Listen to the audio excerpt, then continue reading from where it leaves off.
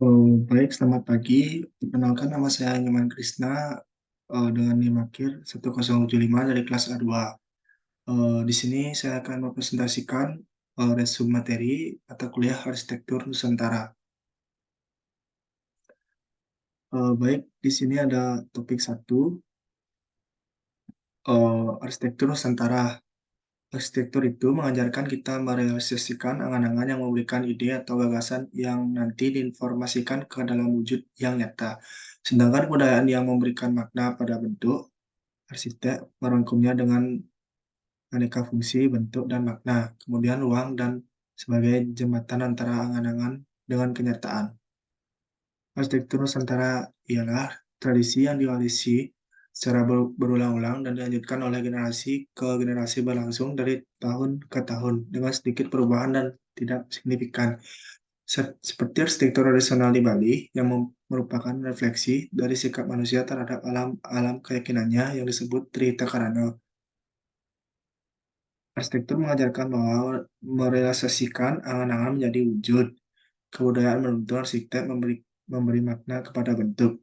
Arsitek merumnya dengan aneka fungsi, bentuk, dan makna, ruang dan waktu sebagai angan-angan dengan kenyataan. Eh, Berikut ada topik 2, arsitektur Nusantara. Ciri-ciri arsitektur Nusantara, yaitu yang pertama, memiliki transisi yang lebar, yang kedua, dominan menggunakan material kayu, yang tiga, memiliki panggung atau bangunan panggung. Yang keempat, mengikat sambungan menggunakan tali, pasak, paku, kayu. Yang kelima, menggunakan sendi. Yang keenam, mudah dibongkar dan dipasang kembali. Berikut adalah beberapa contoh gambar ciri-ciri arsitektur Nusantara. Yang pertama, menggunakan penutup atap bangunan tradisional Bali, yaitu dari sirap bambu. Menggunakan bangunan panggung khas Lampung yang dimana menggunakan kayu utuh pada seluruh bangunan. Menggunakan atap ilalang rumah rumah tradisional khas Kupang. Selain pada atap, juga pada dinding menggunakan material kayu. Ragam dan batasan tentang arsitektur Bali. Geografis menunjukkan ada di pegunungan, dataran, dan juga pantai dari pulau ini. Norma, di mana pada arsitektur Bali ini menggunakan beberapa norma seperti Hasta Bumi yang berkaitan dengan tata letak, Astokosaloning Dewa yang berkaitan dengan tempat ibadah, Astakosalosali yang berkaitan dengan pembangunan rumah, Astakosalo Ningwong Pejah berkaitan dengan bangunan seperti tempat upacarai, Brahmakerti, Janataka kayu, kayu yang dapat dipakai dalam membangun. Style, ada beberapa style bangunan yang di daerah Bali seperti Bali Utara, Bali Selatan atau dikenal juga dengan style Buleleng, Badung, Gianyar. Lalu terdapat juga style tradisional seperti kolonial modern, pasca modern, regenerasi, dan sebagainya. Beberapa ada periode dan waktu arsitektur Bali. Yang pertama ada zaman prasejarah, yang kedua ada Bali Age, yang ketiga ada zaman Bali kuno, yang keempat zaman Majapahit, yang kelima zaman Penjajahan, yang keenam ada zaman kemerdekaan. Arsitektur Jawa. Arsitektur Jawa kuno dipengaruhi oleh kebudayaan India bersamaan dengan datangnya pengaruh Hindu dan Buddha terhadap kehidupan masyarakat Jawa. Wilayah Hindia yang cukup banyak memberi pengaruh terhadap Jawa adalah Hindia Selatan. Ini terbukti dari penemuan candi-candi di India yang hampir menyerupai candi yang ada di Jawa. Berikut merupakan beberapa gambar pada struktur candi. Candi Borobudur. Struktur candi ini memiliki struktur yang lebar dari tanah yang melurus ke atas semakin mengecil seperti piramida. Rumah tradisional Bali. Rumah tradisional Bali dibedakan menjadi dua tipe. Yang pertama adalah pola, pola bangunan Bali Sango Mandala atau disebut pola Nata. Yang kedua, pola bangunan Bali, pegunungan contoh, yaitu di Desa Penglipuran.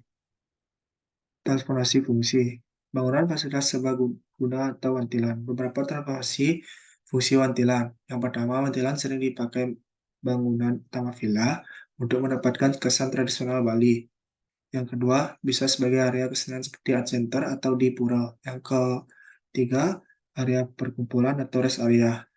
Yang keempat, dan lain-lain lagi. Berikutnya ada tipe rumah Jawa.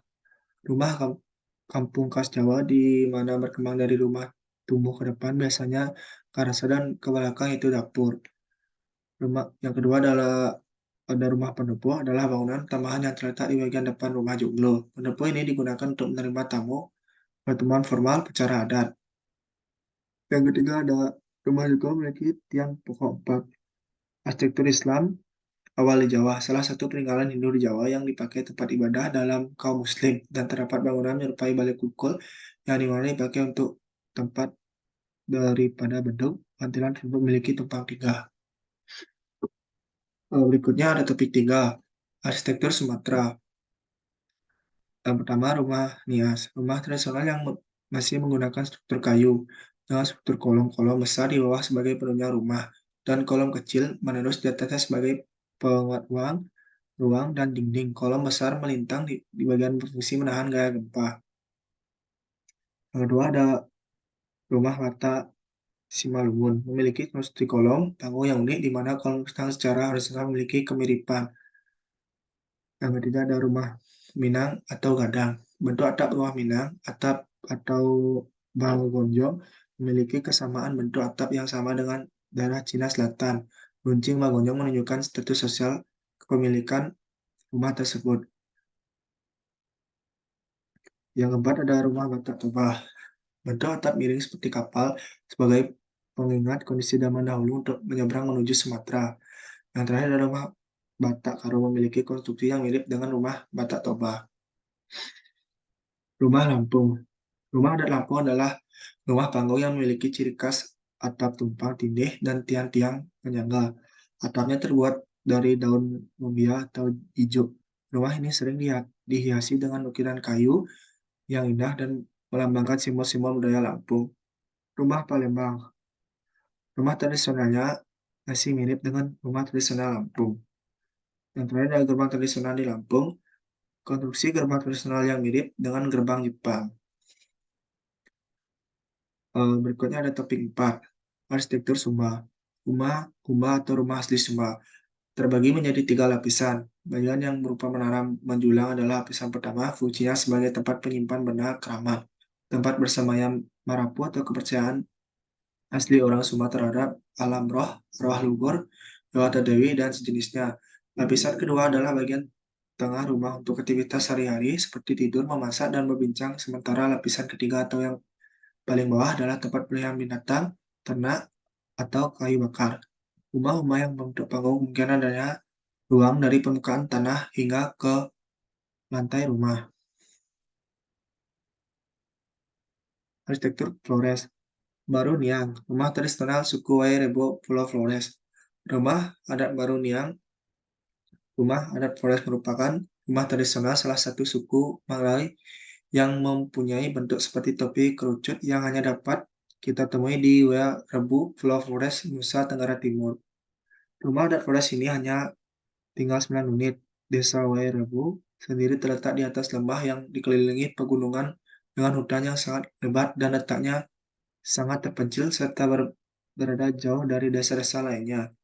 Desa tersebut terletak pada ketinggian 100 meter di atas permukaan laut dengan hawa yang cukup dingin. Selanjutnya ada topik 5. Poin yang dijelaskan sebagai besar ialah basic daripada penjelasan tentang arsitektur Nusantara, di mana hal ini menyangkut tentang rumah tinggal yang kita mulai di Nusantara dengan arsitektur tradisional Bali dan lokal arsitektur seperti salah satunya adalah Pola Rata yang ada di Bali, seperti public space yaitu Purbasakeh yang berdiri sejak abad ke-13 tentang Purbasakeh yang dibangun oleh Resi Markandeya dan pengikutnya. Keraton Yogyakarta didirikan oleh Sri Sultan Hamengkubuwana pada tahun 1755. Total luas wilayah keseluruhan Keraton Yogyakarta mencapai 180 hektar, yakni meliputi seluruh area di dalam Benteng Baluwati, Alun Lor, Alun Kidul, Gapura Geladak, dan Kompleks Masjid Gede-Gede Yogyakarta. Luas dari keraton inti keraton mencapai 13 hektar. Istana Basa Pagaruyung.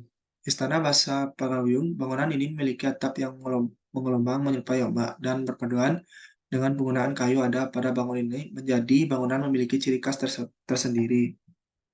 Kedua ada Masjid Menara Kudus. Masjid Menara Kudus bangunan ini merupakan arsitektur gabungan dari budaya Bali dan Jawa. Terlihat dari penggunaan material yang memiliki ciri khas bebadungan dengan nuansa Bali yang kental. Pada bagian belakang dari bangunan ini ada bangunan Masjid Kubah yang terlihat seperti bangunan masjid pada umumnya.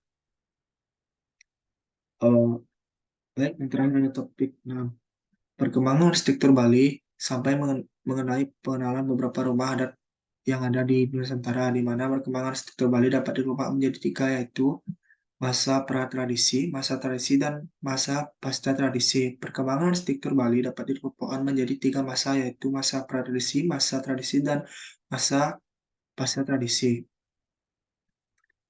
Arsitektur tradisional Nusa Tenggara Timur, Wairebo Flores, Kabupaten Mangli, Fusi, Nusa Tenggara Timur.